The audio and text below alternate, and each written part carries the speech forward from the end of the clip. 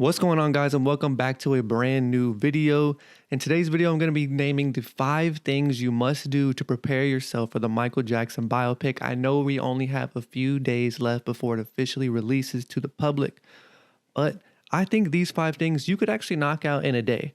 I mean, I feel like I would have no problem knocking out these 5 things in a day. One of them is pretty lengthy, but if you're a real fan, if you're a true fan, and if you're having this Michael mania like I am having every day, it shouldn't be a problem. Also, these are just suggestions. I'm not saying that you have to do it. I'm not trying to be pretentious or anything like that. I'm just saying that these things could help you fill in the gaps before you watch the movie, or you could even do them after the movie. Because if you just want to take in the biopic for what it is, you could then do these 5 things after the fact. There's really no wrong way to do it, but I do think these 5 things will help you better understand the era that's being focused on in the biopic. So I don't really want to come off as saying like these are the 5 things you must do before you watch the biopic or get anywhere close to the theater.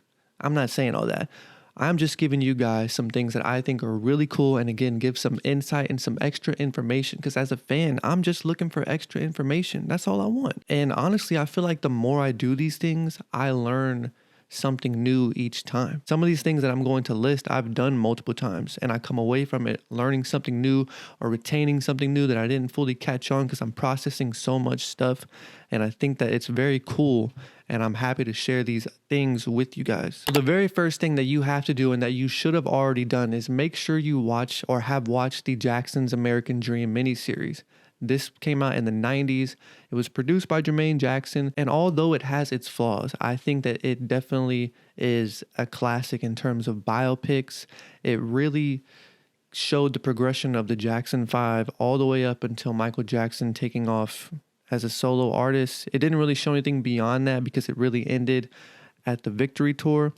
And just pertaining to my last video, I'm going to show an image on the screen because one of the things I was talking about in that video was accuracy. And one thing that slipped my mind, I didn't even remember to bring it up, was the fact that in that biopic, all 6 brothers were on stage for the Victory Tour scenes. And I just thought that was interesting to share. They also portrayed Randy Jackson in that biopic. Overall, I really give that a A+ grade. I think they knocked it out of the park in terms of casting, in terms of just the look for Michael Jackson, even as a young kid, all the way up until Wiley Draper played him. And, you know, even Jason Weaver killed his role too. I think both of those guys, they really set the standard.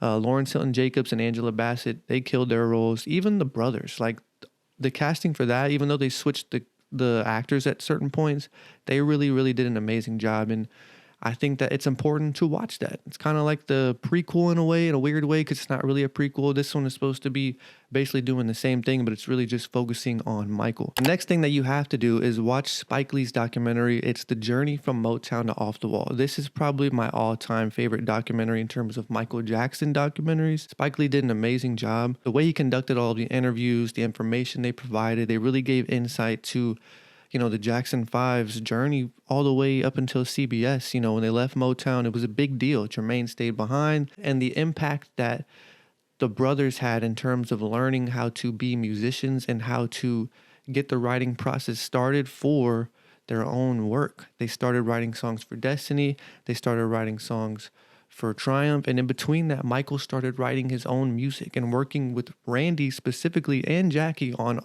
certain demos for Off the Wall, which became a full solo album. As we know, it's one of the best albums ever. And then all that led up until Thriller. And I really think it's important to watch that because it just breaks down everything in that time period that really the Jackson's American Dream biopic missed, because in that miniseries, they pretty much skipped that whole Jackson's era. You know, they basically went from Dancing Machine all the way until Michael's working in the studio on Beat It.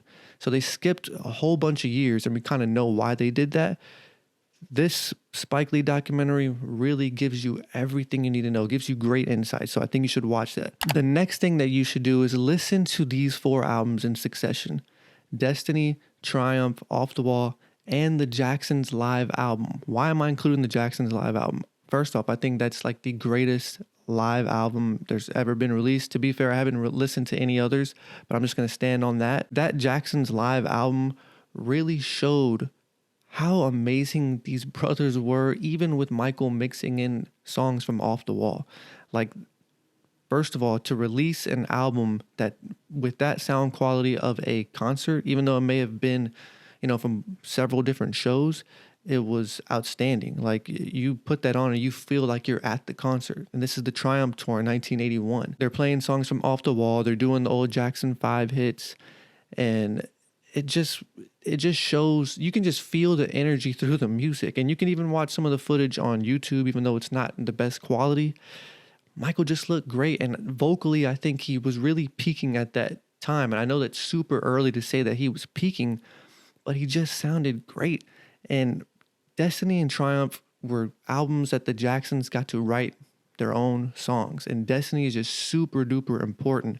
The songs that he was writing, they were very personal, they were heartfelt, and they really kind of foreshadowed his career. Those two albums with Off the Wall mixed in between, it really just built up all of this pressure that became Thriller, and it was obviously the greatest album of all time. If you've never really listened to those albums in succession and have tied in that Jackson's Live album, it just gives you a picture of how powerful these guys were. They were superstars, and Michael was breaking out at this point.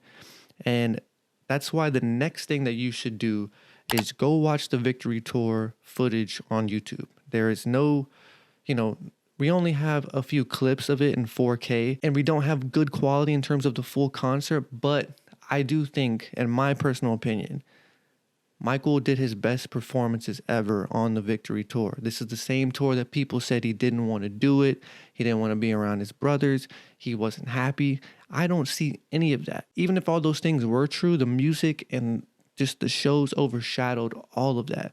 The only thing missing from that tour is Jackie. And that kind of always bothers and disappoints me, but look at what the guys put out there. These shows were amazing. Even when the guys are just grooving and songs are over and they're just having fun out on the stage, it's just amazing. That tour is so perfect. I just wish Jackie was there. It bothers me just even thinking about it, but he does come on at the end of the shows, like I talked about in my last video. I do think it's important to watch that before you see the biopic, because like I said, the musicians, everyone that was on that stage, they were just outstanding. It's just something that I can't describe. It's a feeling I can't get other than when I watched that footage. The very last thing I think you should do, and this is pretty specific, there is a podcast network called the MJ Cast. They do great stuff. They keep the community updated on everything Michael Jackson. They recently released a episode talking about Destiny. It was called the Destiny Roundtable. They really broke down that album and the years surrounding that era, and they did an outstanding job doing it. It really helps you understand, what Michael was writing about, the songs he was making, and why it's important that that era happened. The impact that album had, making it with his brothers, and how it would project his career forward. And again, we talked about the foreshadowing.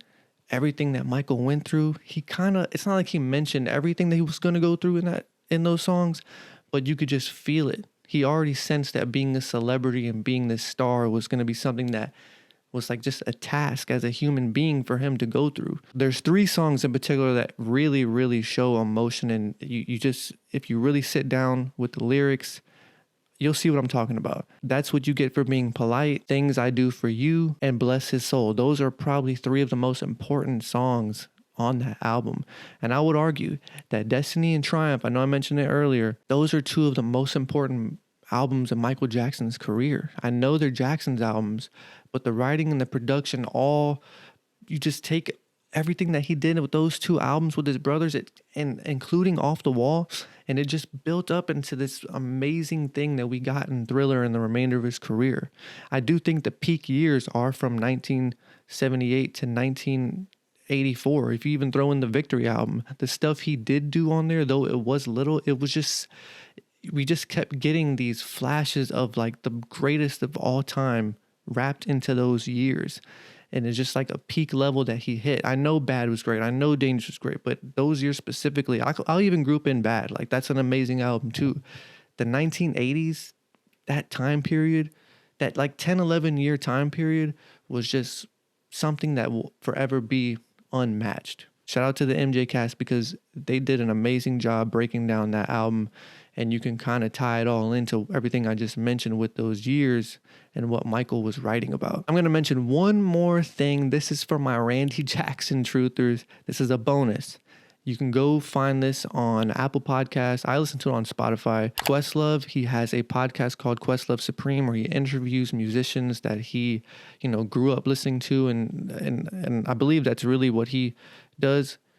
But he interviews musicians, and he interviewed Randy Jackson. He also interviewed the Jacksons, which is Tito, Marlon, and Jackie was on that interview. Go listen to those 2 episodes, especially Randy's episode. Randy's episode in particular, I've listened to it like 4 times. And Randy was pretty candid in that interview. He even was talking about Jermaine, and every time you mentioned Jermaine, you would think there was nothing going on between them because he was just appropriately mentioning where he needed to. He didn't sound upset or anything. He even mentioned one thing that I learned today. He said that while they were working on songs for the Jacksons albums, he didn't say this specifically, but he made it sound like Jermaine was still around, even though he wasn't technically part of the group and was helping them compose and do bass lines and, still kind of helping out with the music, even though he wasn't technically a part of the group anymore. And that's something that I just missed the first 3 times I listened to it. All of these things that I'm listing are supposed to give you insight and more information and prepare you for the film. That way you kind of know what to expect. And if you're a Michael Jackson fan, you kind of know some of the things you're going to see. You're going to see Thriller, you're going to see Beat It, you're going to see him as a little kid, you're going to see him with his brothers at some point, you're going to see him get ready for the Bad tour and to be a solo artist. You're going to see all these things, but everything that I'm showing you, it's going to break it down into details. And that's what, as a fan, I really want. I just want the details. But let me know what y'all think of this list. If you've done some of these things, drop in the comments what you think about them. I know the number 3 spot where it's listing of those 4 albums, that's probably the easiest thing that you can do. The 2 most important ones are going to be The Journey from Motown to Off the Wall and watching the Jackson's American Dream biopic. Those are the first 2 things I think you should do. And then on your way to the movie theater, just play those albums. Do anything you can to prepare yourself because this is going to be monumental, honestly, in my opinion. I mean, we're kind of already seeing a bit of Michael Mania without the man even here. And I'm excited and I can't wait to watch it. I appreciate you guys for all the love you showed in my last video. I appreciate you guys if we hit that 1,000 subscriber mark after this video.